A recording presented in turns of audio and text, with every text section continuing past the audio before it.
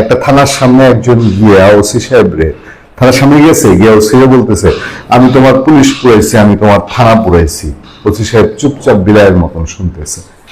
আপনারা চিন্তা করে দেখেন, এই জুলাই প্রক্লেমেশন এই জিনিসটা যদি বাংলাদেশে না থাকতো, এবং এখন ধরেন নাই, ধরে নেন নাই, কোনো একটা সময় থাকবে না, এটাই তো প্রকৃতির নিয়ম। যদি না থাকতো তাহলে আপনি ঈশ্বর বলেন, আল্লাহ বলেন, গড বলেন, প্রকৃতির নিয়ম ভেঙে আপনি অসংখ্য মানুষকে জ্বালিয়ে পুড়িয়ে মেরে ফেলেছেন। আপনি গিয়ে গর্ব করে দম্ভের সঙ্গে বলবেন, বলতে পারবেন কি আছে সামনের দিনে? আমি সবসময় বলি যে ডক্টর ইউনূস বা এই সরকার যদি না থাকে, হবিগঞ্জে যে ঘটনা ঘটেছে, এই হবিগঞ্জের ঘটনা আজকে এখানে সীমাবদ্ধ তো, কালকে রাত থেকে কি কি কীর্তি শুরু করেছে। আমার গ্রামের ছোট ভাই বলছে যে ভাই এটা কি দেখতেছি, দেশটার মধ্যে কি হইতেছে। মাত্র 20-25টা ছেলের জন্য বাংলাদেশের সর্বোচ্চ আইন শৃঙ্খলা বাহিনীর সবাই মোতায়েন করা হয়েছে। ঢাকায় যা, হবিগঞ্জেও তা। কেউ মানে না এদের এই শাহবাগ ব্লকেট ডাক দিয়েছে, শাহবাগ ব্লকেট কেউ মানে না।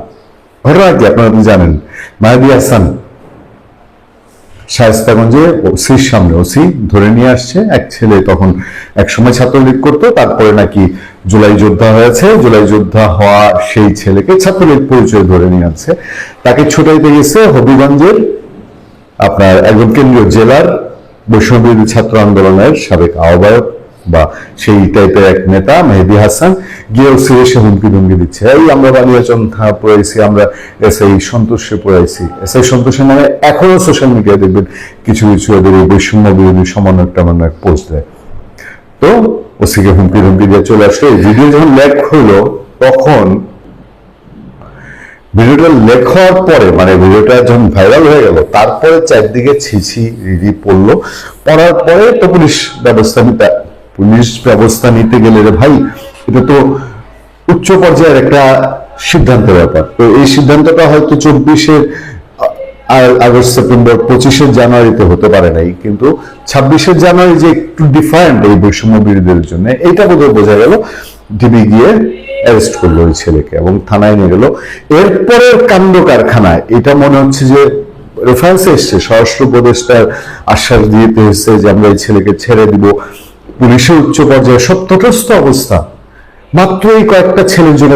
ঘটনা কি, পৃথিবীর কোন সভ্য দেশে গিয়ে আপনি যদি এই ঘটনার ইতিহাস তুলে ধরেন, এই সভ্য দেশ আমাদেরকে তখন কি বলবে?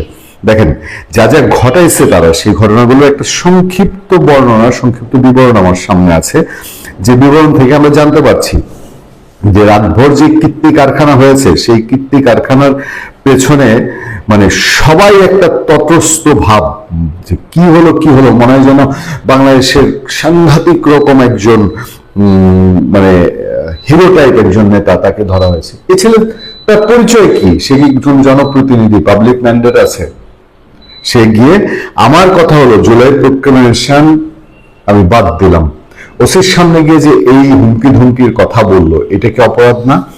এই অপরাধ যদি অন্য কেউ করতো, তাহলে তার রাজনৈতিক পরিচয় নাই, সে আওয়ামী লীগ না, ছাত্রলীগ না, তার অবস্থাটা কি হতো?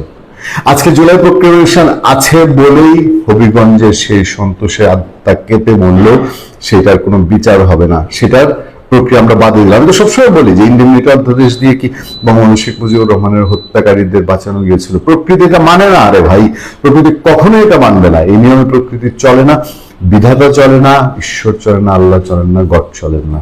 প্রকৃতি তার নিয়মে তার শোধ নেই।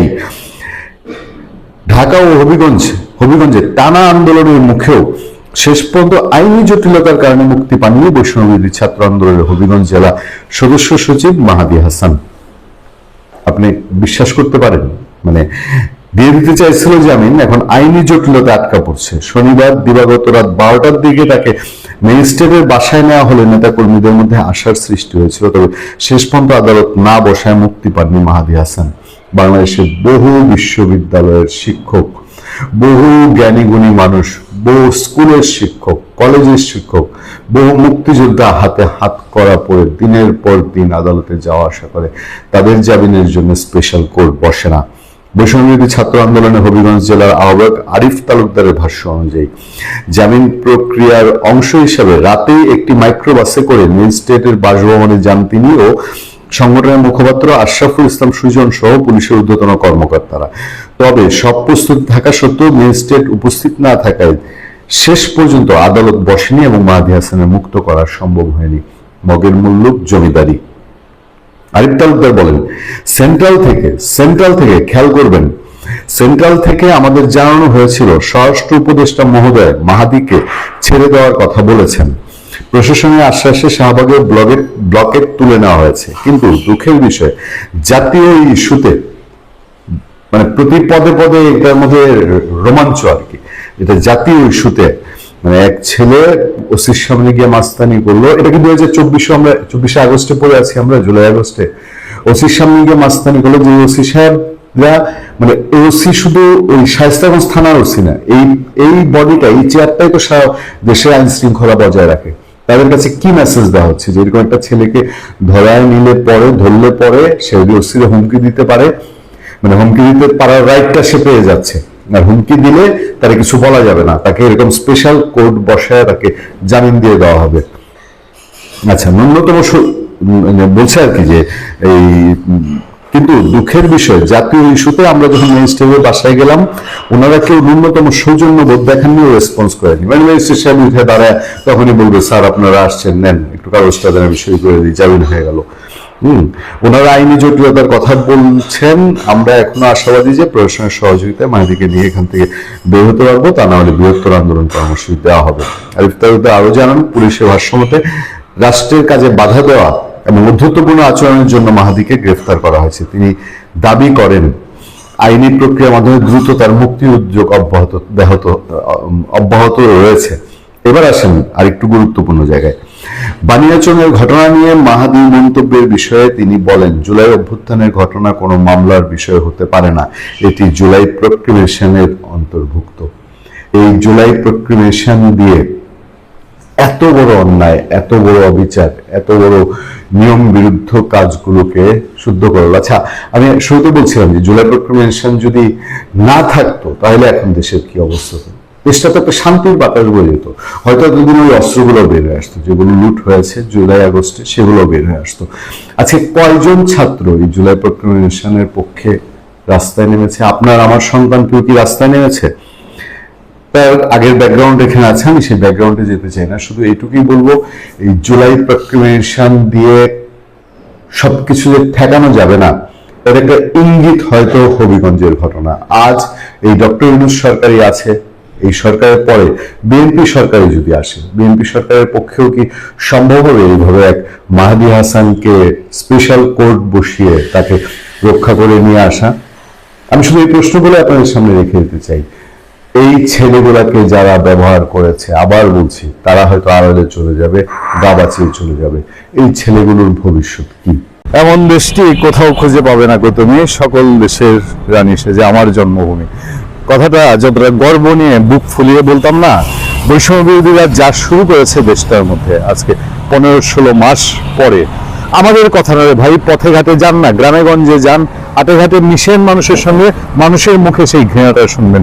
শেখ হাসিনাকে বিদায় করেছে সেই জন্য না, শেখ হাসিনা বিদায় করেছে, আচ্ছা করেছে, ভালো হয়েছে। মানুষ বলে যে আচ্ছা করছে, একটা আন্দোলন করে সরকার একটা পরিবর্তন করছে, মনে হয়েছে, সবাই সাথে ছিল, তাল দিছে।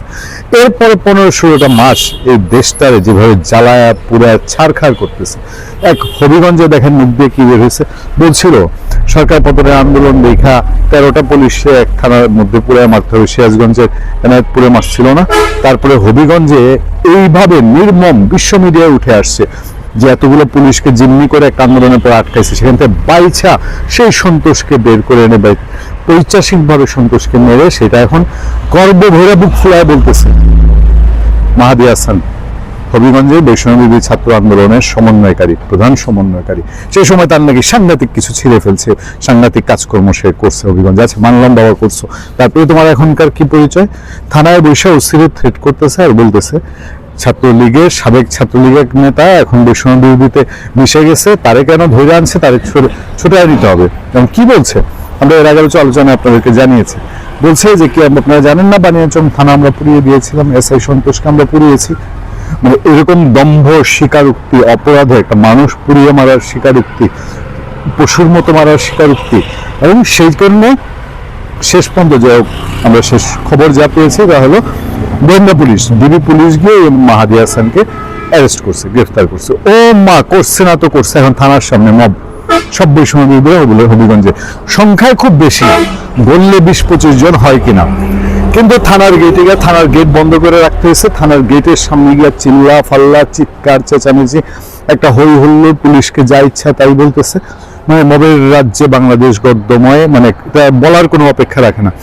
এই যে আইনের আশ্রয় নিয়েছে, আজকে যদি পুলিশ বা প্রশাসন এদের বিরুদ্ধে ব্যবস্থা না নিত, বিশ্বের দরবারে আমাদের মুখ দেখানোর কি উপায় থাকতো? যে এই দেশ নাকি আইন কানুনের দেশ, এই দেশ নাকি একটা সরকার আছে, সেখানে একজন বুক ফোলায় বলতেছে এই পুলিশ বাহিনী, আজকে আমাদেরই পুলিশ বাহিনী তাদের একজন সদস্যকে পুরা ছাড়খাড় করে মারছে, সেটা গিয়ে আরেক পুলিশকে থ্রেট করতেছে, মনে নাই আমরা এই করছি, এখন আমার কথা শুনতে হবে। আমাদের সরকার একটা আজগব অদ্ভুত কাণ্ড কারখানার মধ্যে দিয়ে আমাদের দেশ যে যাচ্ছে। ইমাম মাহাদি বলছি আমি, মাহাদি হাসান, ইমাম মাহাদির মতোই তো তাদের মাঝে মধ্যে গজায় না কিছু, দেখবেন যে বিভিন্ন জায়গায় আমাদের ধর্মপ্রাণ মানুষজন খেপে উঠে ইমাম মাহাদির নামে।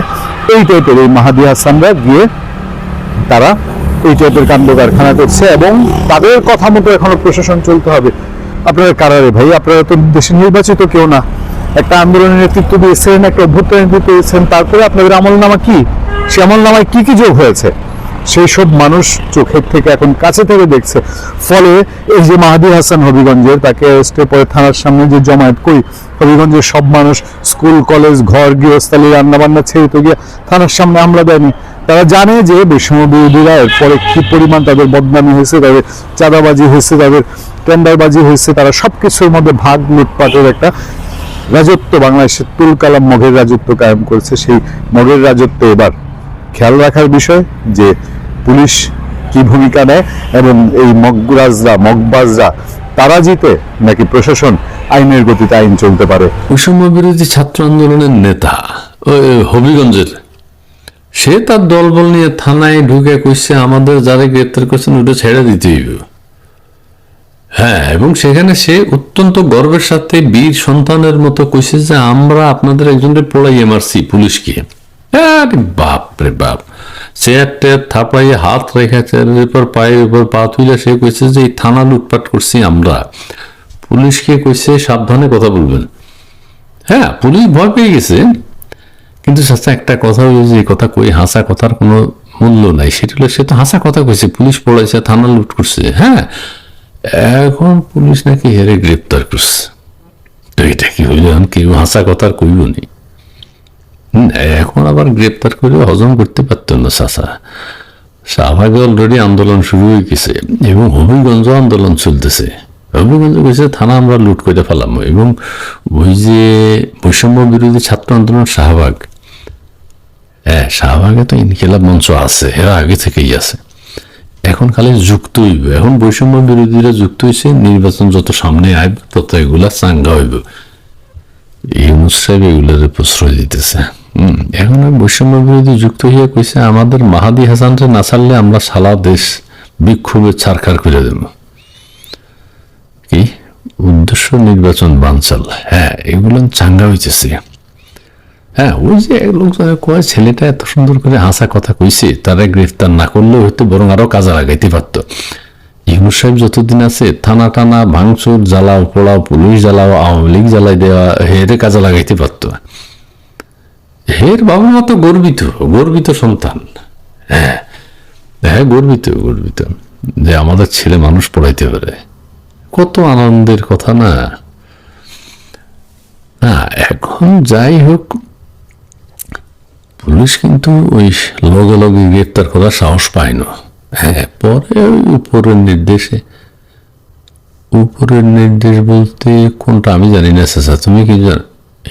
ভারতের নির্দেশ কিনা সেটা দেখতে, সেটা খুঁজতে যাক, তবু এখন থানায় রাখতে ইত্য না, কইছে 1 ঘন্টার মধ্যে ছেড়ে দিতে হইব, নাহলে সব সরকার করে দেব।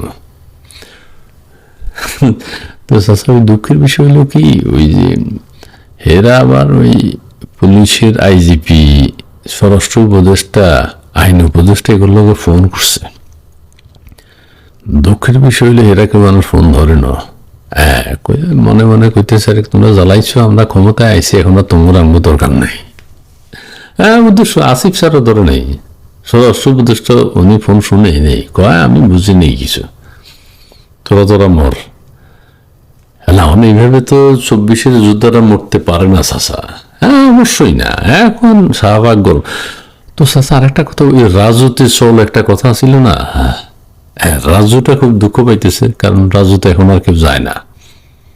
এখন শাহবাগ ওই ট্রেনের টানা হেসরা কইরা ওখানে হাদি মঞ্চ টঞ্চ হয়ে গেছে, এখন তো মাহাদি মঞ্চ হইব পাশে আরেকটা।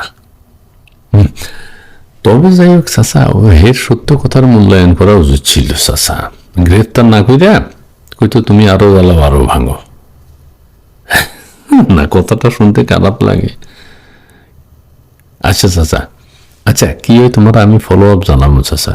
হ্যাঁ শাহবাগ গরম হইতেছে, এটা ঠিক। ঠিক আছে ঠিক আছে, জি আসসালামু আলাইকুম।